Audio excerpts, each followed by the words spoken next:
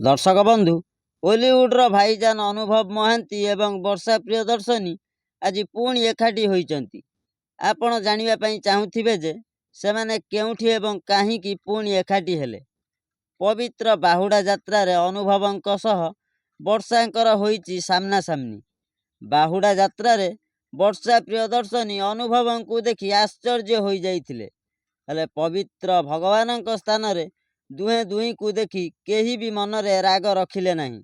अनुभवंक पाद छुई वर्षा प्रणाम करिथिले। तापर अनुभवंक सह भलरे कथा होइथिले।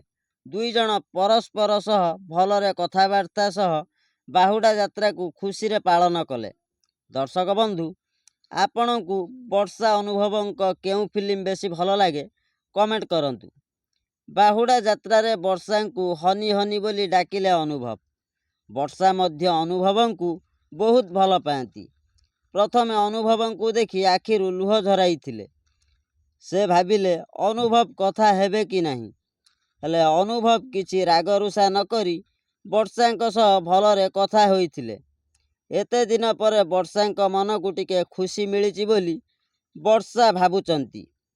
एपटे अनुभव वर्षा दुहे भगवानंक बाहुडा यात्रा रे भगवानंक आशीर्वाद पई दुहे दुही को भेटा भेटी हेई परिछंती।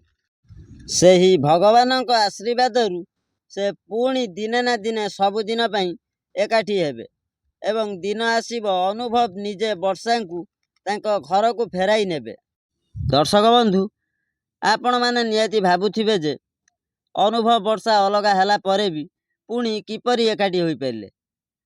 तो आमे एतिकी कहि रखिबु कि सबु कालियार इच्छा।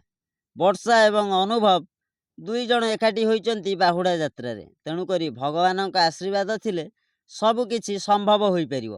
दर्शक बंधु वीडियो आज पई एतिकी। वीडियो भल लागिले आम चैनल को सब्सक्राइब करंतु, कारण आमे जेतेबेले भी वीडियो अपलोड करिवु सर्वप्रथमे आपण देखि परिबे। रहिली नमस्कार।